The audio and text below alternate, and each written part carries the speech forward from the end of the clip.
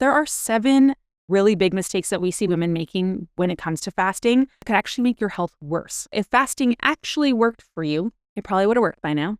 How do we fix something if we don't know what the cause is? Fasting is just a Band-Aid. Hello, everyone, and welcome back to the latest episode of the Metabolism and Menopause podcast, where we help you understand this new body of yours. Maybe you started to experience some hormonal symptoms, maybe you're post-menopause, but we know now that your body is inherently different, and those old fat loss strategies just are not cutting anymore. So it is time to learn how to work with this new body instead of against it, so you can open up those fat-burning pathways, get your energy back, and feel confident again. So today we are tackling a topic conversation that seems to be coming up a lot lately, which is fasting for fat loss. But there are 7 really big mistakes that we see women making when it comes to fasting that's preventing them from being able to lose weight and can actually result in weight gain. And so I really want to talk about that today, because everywhere that you look, there's going to be health gurus and doctors who advocate for fasting due to a number of reasons. But how do you know if it's actually right for you? Because can it be helpful for some women? Sure. If your body is in a place where it can actually tolerate it and your body is going to respond the way that we want. But, there are a lot of women who fast and your body doesn't respond the way that you anticipate it to. You feel worse. And also, fasting isn't necessarily something that you want to do long term. So in our coaching program, we've actually only done fasting with a handful of women for a very specific reason, for a specific period of time. And so, yes, there can be autophagy benefits and things like that. However, how do you know your body is actually going to respond that way for that to happen? Because we see fasting have the opposite effect in a lot of women. So this is something where you really have to understand, is it beneficial for you? And then mistakes to avoid that could actually make your health worse. So first and foremost, it is really important to note that the majority of fasting studies are, of course, not done on women, let alone women who have a history of yo-yo dieting, have chronic conditions, have hormonal imbalances, are in perimenopause or menopause, because it complicates to study this. There's too much to, account for there. There's too much variability that they're trying to, put everything into a bubble and be able to really go, this causes this. But that's exactly why we need more of these studies, because, we don't live in a vacuum and our bodies aren't responding the way that we expect it to, right? So if fasting actually worked for you, it probably would have worked by now. So there's some other things that we need to address. So mistake number 1 that we are seeing is that, we're fasting to fix the wrong problem. Most women don't actually understand why they're fasting. Do you know why it's supposed to work? How is it going to affect your specific body? How is it addressing the root causes to why you can't lose weight? If we can't explain that, and we don't know what the root cause of your weight loss resistance is, how are we supposed to address it? How do we fix something if we don't know what the cause is?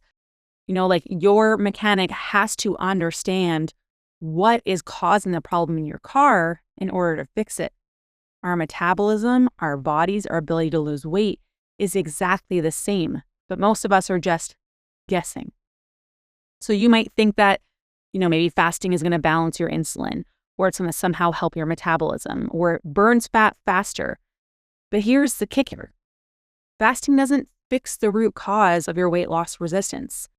So if you don't know what's blocking your fat burning pathway, whether it's stress, hormones, inflammation, poor thyroid conversion, low estrogen, poor liver detoxification, blood sugar swings, a combination of most of those, which is usually what we're seeing, fasting is just a Band-Aid, if it even works. And so we have to identify and reopen those fat burning pathways for you. Because otherwise, if your body is stuck in this storage state and our fat burning pathways are blocked, your body is told, we have enough, let's store, even though you're eating less and moving more and cutting carbs and fasting. And so typically fasting should open your fat burning pathways. So if it's not, that tells us there are numerous factors blocking your fat burning pathway that we need to address first. The mistake number 2 that we see is that most people use fasting as just another way to be in a calorie deficit to eat less food. And if eat less, move more was going to work for you, it probably would have by now, right? So we know that your fat storing pathway is stuck in that on state, that fat burning pathway is blocked by something. So even when you fast, especially as a woman, particularly in perimenopause, menopause, the years that follow, we're already starting in a place where, our hormones aren't necessarily in the best place. We're struggling with low estrogen, low progesterone, higher cortisol. It doesn't take as much for that cortisol to go up. And so then what happens is we add fasting into the mix. And that's a stress on our system.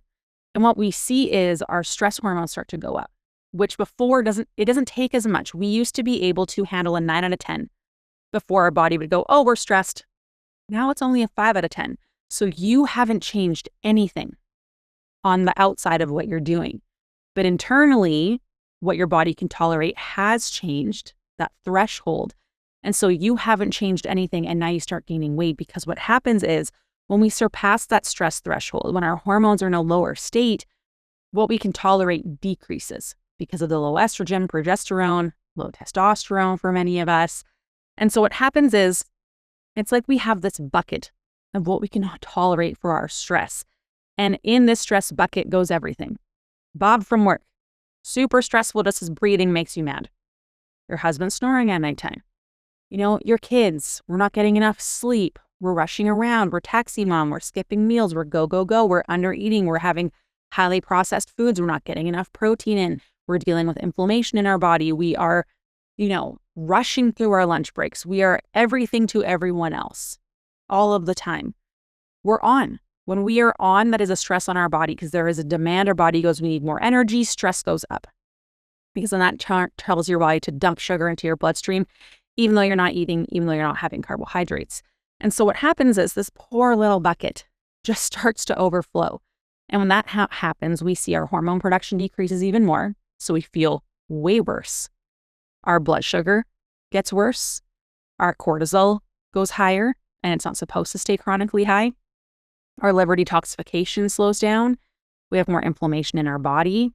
Our energy tanks, muscle breakdown starts to occur. Weight gain starts to happen. And so we panic because we start gaining weight. And so we start to fast, which is an extra stress on our body. Not eating is a stress. Not getting enough calories in is a stress. And so now we're blasting this poor bucket. It's overflowing even more, causing all those things to keep happening. Thyroid starts to slow down. Our metabolism slows down. Our body gets worse at burning calories, making weight loss harder and weight gain easier, which is the opposite thing of what we want. And so fasting isn't necessarily this fat burning recipe that we've all been told about. It's only going to be helpful if your body is in a good position to tolerate that stress, where you can add water to that bucket and it's not going to overflow. But this bucket is filled with so many things. So first of all, we have to try and build that bucket up bigger so it can hold more. We need to empty some of the water so that we have room to add the stress of going into a fat loss phase. And this can look like, removing inflammation from the body, eating enough calories, getting enough sleep, purposely, actively slowing down. There are so many things that you can do to help empty that bucket and make that bucket bigger, so that fasting could be an option for you in the future. And so I also wanted to outline at this specific point a study that was done in the European Journal of Applied Physiology in 2021. It's a meta-analysis, which means it's a study that studies all the studies to summarize the findings of all the studies.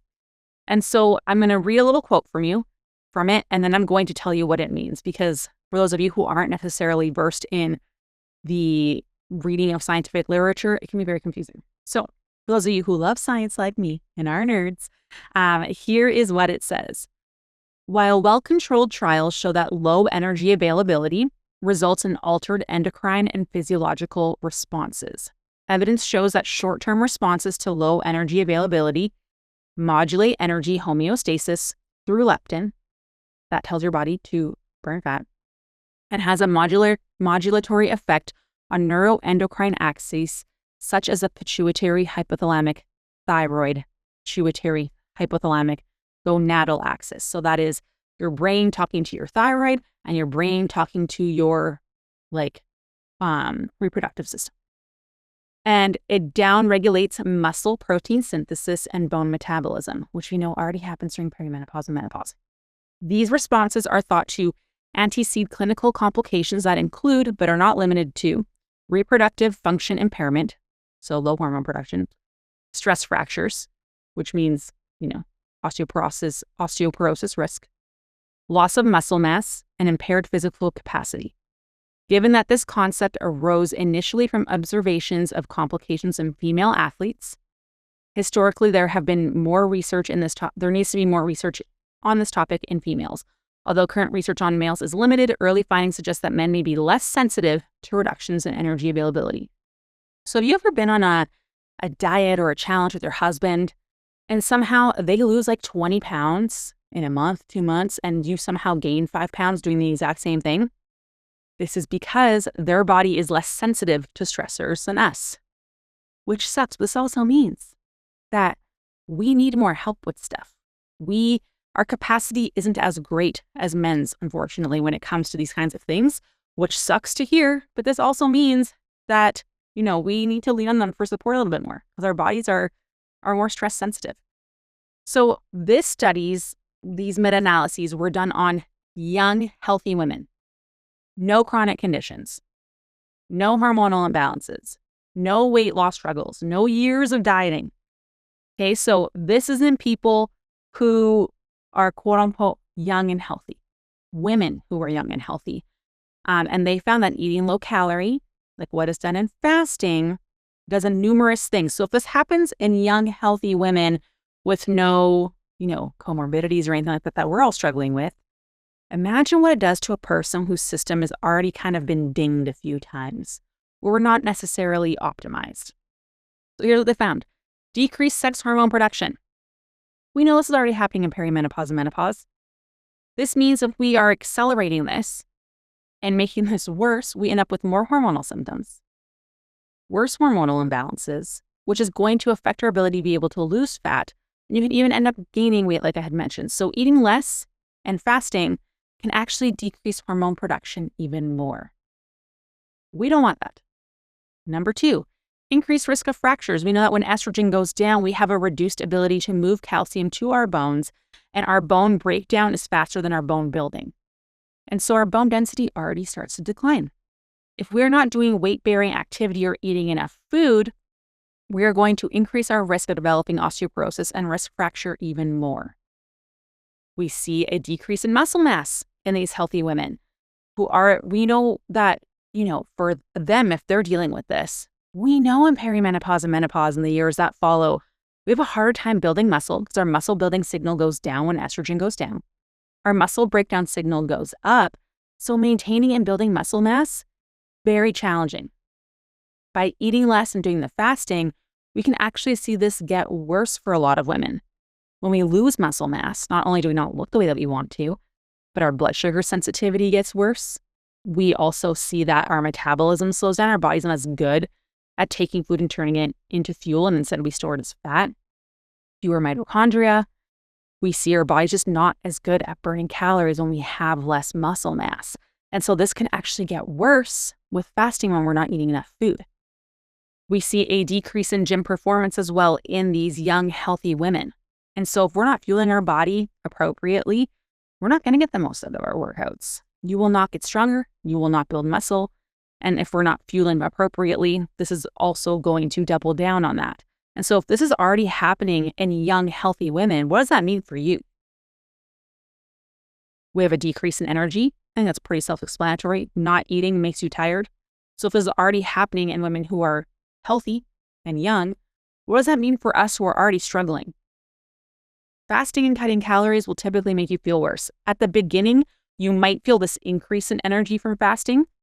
You know what that's from? An increase in cortisol and your adrenaline hormones from that stress response.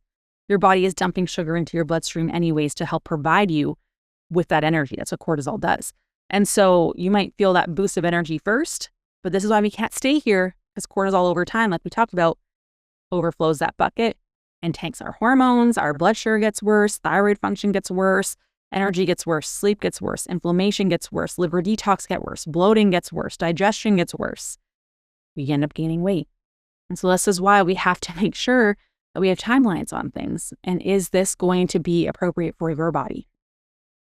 And then, like I mentioned, we also see a decrease in thyroid function. This is a big deal, a very big deal. This is happening in women who are quote unquote healthy. I see this in lab work for women all the time, 20s and 30s, especially 40s, 50 plus.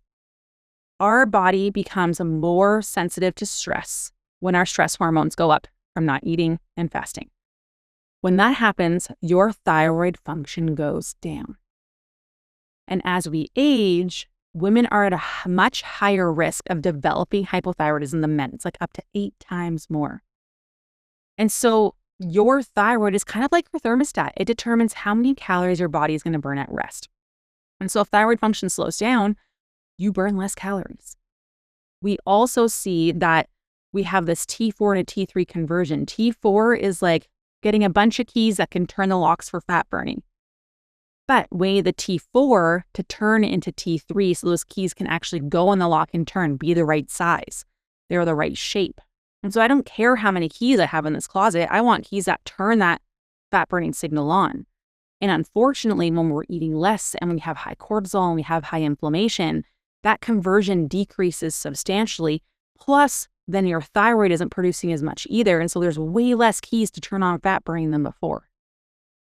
So you can see how this whole stress piece plays a massive role in your ability to be able to lose weight. And if our body's already in a more stressed out state, whether it's adrenal fatigue or cortisol is just running rampant, this is why we test with Dutch hormone testing with every single woman who goes into our program, because we need to know what is the internal environment like, because we know that certain things will adjust the internal environment in various ways. And so we need to make sure that what we are applying to your body is actually going to end up in the result that you want and not the negative way. This is where you see lots of coaches making mistakes. And I mean, I did this earlier in my career too, back in 2011. I didn't know what I was doing, right? You read the books, you did what they said to do to dudes, to do to girls, and it was eat less, move more was the answer. Add some fasting, cut carbs, and boom, I had clients gaining weight. And I was like, what's happening? Are they lying to me? No, they're not. It's not understanding the internal environment and what lever is going to result in what, because fasting in one environment can be helpful, in another results in weight gain. Same with increasing, decreasing carbs, the types of foods, meal timing, meal order. There are so many things that understand the kind of exercise that you're going to do. There are so many things that are going to influence that. So we need to understand the machinery under the hood so we know what to fix and address first so things are actually going to respond the way that you want. Then we have mistake number 3, ignoring protein and muscle. And so most women that we talk to on a regular basis are not eating enough protein.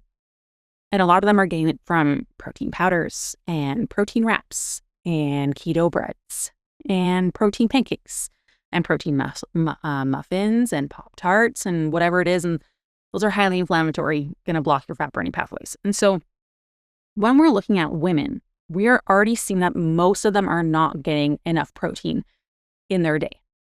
And if you're fasting 14, 16 hours a day with only 2 meals, that makes it really freaking hard to hit your protein goals. I mean, if you're trying to hit 120 to 114 grams a day, you need like 60 grams per meal. That's like 10 ounces of chicken per meal.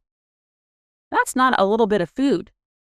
And we know that, protein is massively important for us, right? It helps build your muscle mass. It helps with liver detoxification.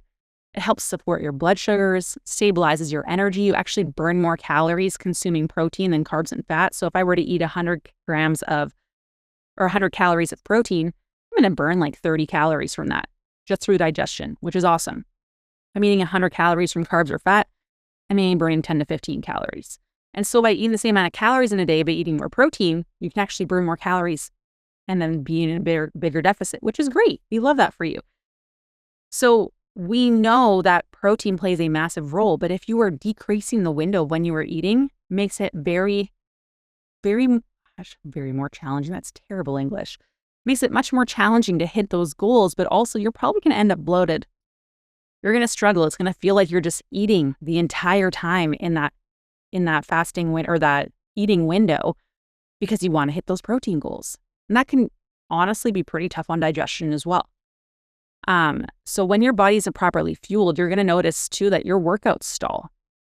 There's no strength gains, poor recovery, more inflammation, constant fatigue.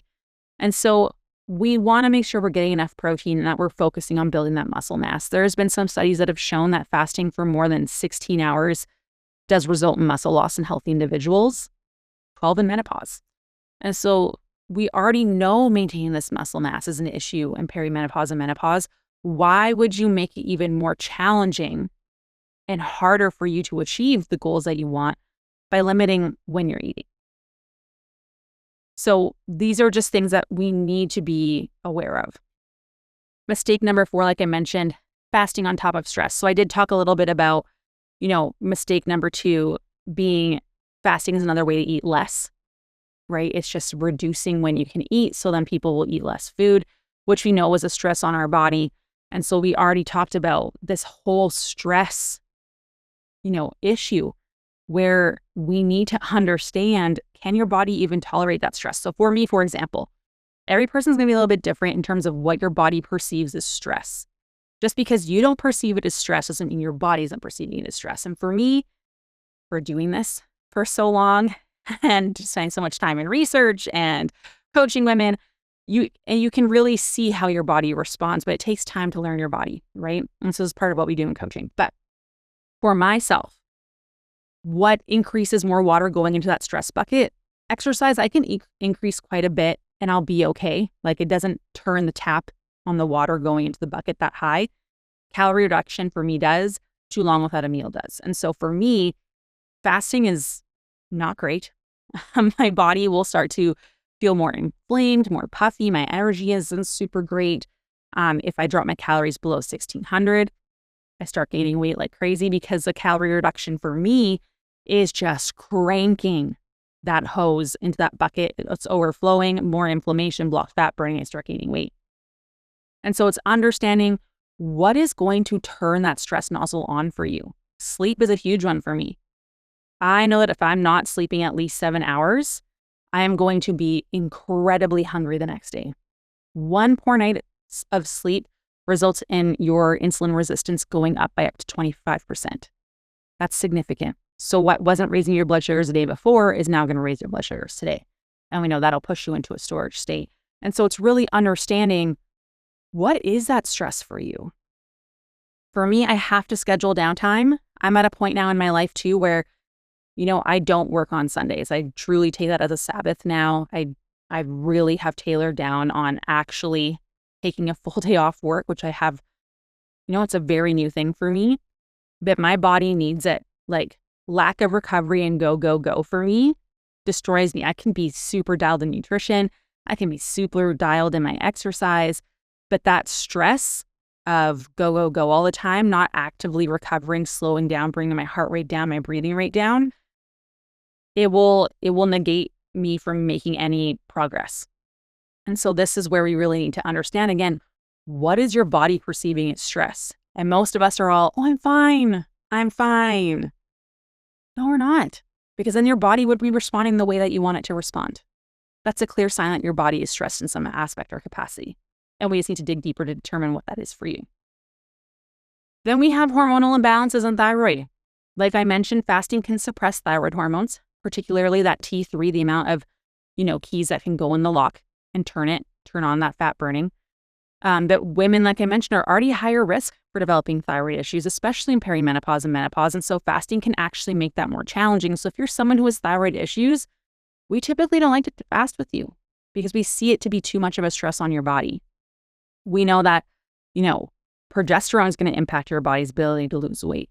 Testosterone, estrogen, all these things can be impacted by fasting and low calorie intakes. We know that with fasting and lower calorie intakes, ghrelin, our hunger hormone, is naturally going to increase, but leptin, our fullness hormone, also decreases. So we feel more hungry and it takes us longer to feel full. Also, leptin is what tells your body to burn fat. And so we see that go down when we are in a low calorie state, which lowers that fat burning potential. I have a whole podcast on leptin that you can go back and look at. And so it's understanding, how is fasting and that specific stress going to affect your hormones?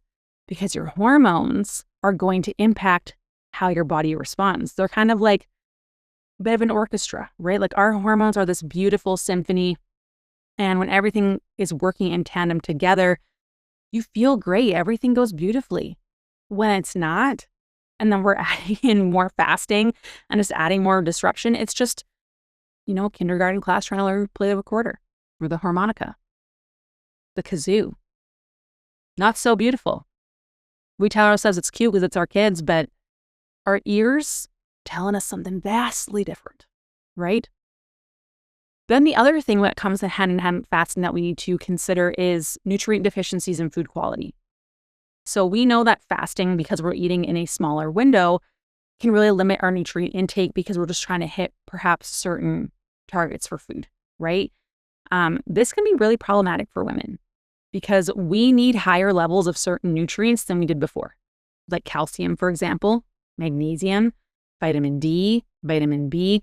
These are all crucial for supporting your bone health, hormonal balance, overall well-being. And so here are some that can typically make their way out of your diet that we need to be aware of, and some foods that can help you. So the first one is calcium. It's important for declining estrogen levels. We know that it's going to reduce your calcium absorption and increase bone loss, raising your risk of osteoporosis. And when we're fasting, we can see, again, those insufficient food intakes in our calcium-rich foods. So dairy, leafy greens, fortified foods, because we know that in a smaller fasting window, you're going to get full quicker, right? But we want to get enough calories. And so a lot of us start opting for more nutrient or calorie-dense, low-volume foods, which is fine. There's a time and place for that. But then we're not naturally having things like leafy greens because they're low-calorie, higher volume. And so then we're not going to reach our calories, but then we're low in the nutrients that we need. Magnesium. We know magnesium supports over 300 different enzymatic reactions, including those with muscle function, blood sugar regulation, stress management, which we know is so huge. It also helps aid in bone health alongside your calcium. So foods that can support your magnesium intake or rich in magnesium are going to be nuts, seeds, and whole grains. Making sure that you're honestly supplementing with a supplement at nighttime. 400 milligrams is something I recommend for most women because we are naturally very low in magnesium, and the higher stress that we are, we burn through magnesium more quickly. And so we typically need to have more of it. Vitamin D, we know supports calcium absorption, which we know is important for bone health. Supports our immune function, plays a role in mood regulation, hormonal balance, and we know a lot of women are deficient in this as well. We know vitamin D is primarily obtained through fortified foods or supplements and can be overlooked and underconsumed during fasting as well, especially if our meal planning isn't super great. We want to make sure we're getting enough iron.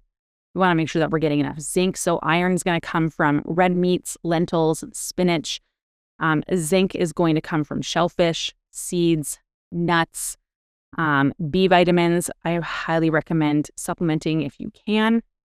But we know that this is going to be rich in animal products and fortified greens as well. If we don't have enough of those, we see fatigue, we see brain fog, we see worse mood swings, skin health, our immune system takes a hit, we see hair loss. A lot of the symptoms that we're experiencing can be tied to nutrient deficiencies that we're not getting from foods because of our smaller eating window. So we're seeing that our food quality starts to go down a bit because we just get full too fast with a lot of these nutrient-dense foods. We want to make sure you're getting lots of antioxidants, enough fiber in your diet as well, and omega-3 fatty acids. And then I want to touch on sleep a little bit here, which is kind of a bonus because we know that fasting can be perceived as a stress on your body, like we've mentioned, which can lead to increased cortisol production, and elevated cortisol levels, specifically in the evening, can delay the release of melatonin. Melatonin is that hormone that's responsible for signaling sleep, for making you fall asleep more easily. And so this is where we can start to struggle with our sleep. We know that if we struggle with sleep, we are going to have poor blood sugar levels. You become more insulin resistant up to 25% the following day, which is one poor night's sleep. We also know that just long fasting in general can cause dips in blood sugar for a lot of women. And that causes you to wake up at nighttime because blood sugar drops. Our body goes, hey, we need more energy. Sugars are too low. Boom, cortisol gets released, telling your body to dump more sugar into your bloodstream. But cortisol also wakes you up. So this is where we see a lot of women waking up at nighttime between that 2 to 4 a.m., thinking of all their to-do lists, and they can't wind down back to sleep even though they're exhausted. This is why.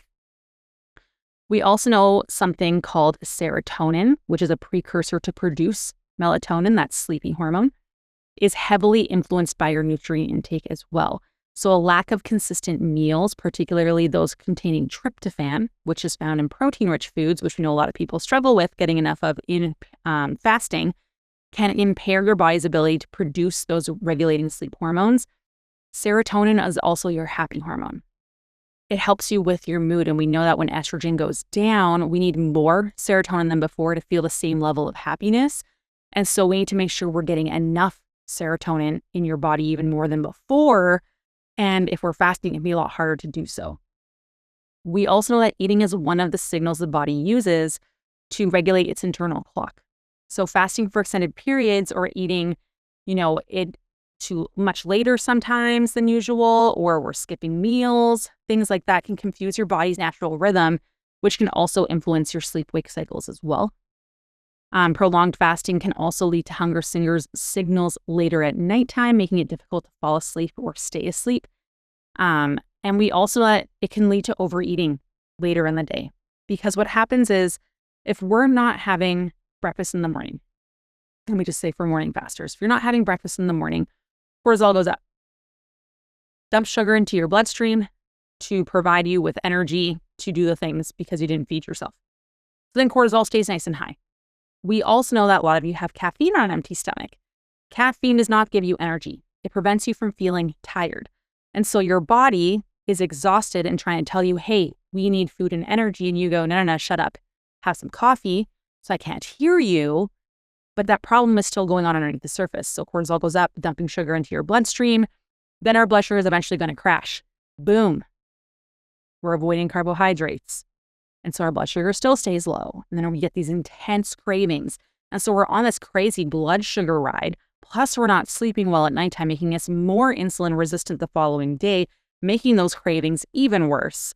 And so that can lead to that late night snacking that we're all struggling with, those cravings that we just can't seem to deal with.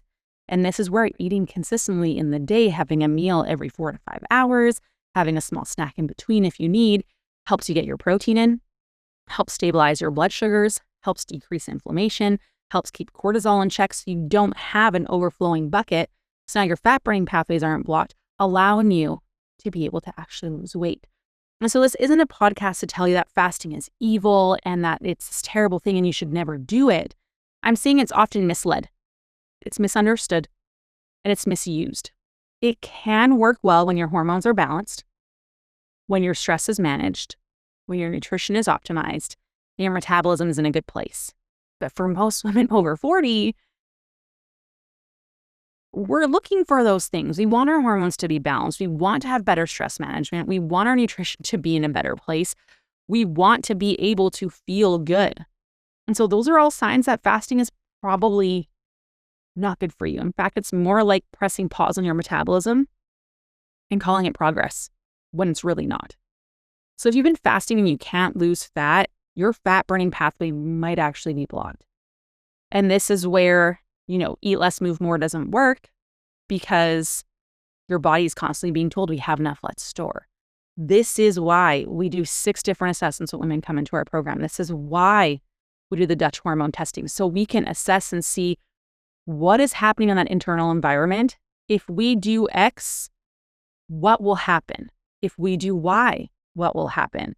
Because based on those results will greatly dictate what will work for you, and what works for someone else might actually be detrimental for you and result in weight gain. And this is where you got to take the guesswork out, because it is so frustrating spinning your tires, feeling like you're doing everything right and putting in all this effort when you're just pressing the wrong buttons. This is like, those Contigo lock cups. You just watch a little kid trying to drink out of it and they get super frustrated when all they have to do is press the different button and then boom, water's flowing. It's the same thing with your body. So if you want to learn more about our coaching program, if you want to learn about how do I figure out what my body actually needs, a consultation call. We will help you figure out where you're at, where you need to go, which levers to press so you can start and try to figure it out on your own. And if you want extra support, that's what we're here for. But we will help guide you on your own for as long as you can of course, depending on what you got going on. So if you have questions, comments, concerns, please let us know. That consultation call link is in the show notes for you, and I will talk to you soon. Bye.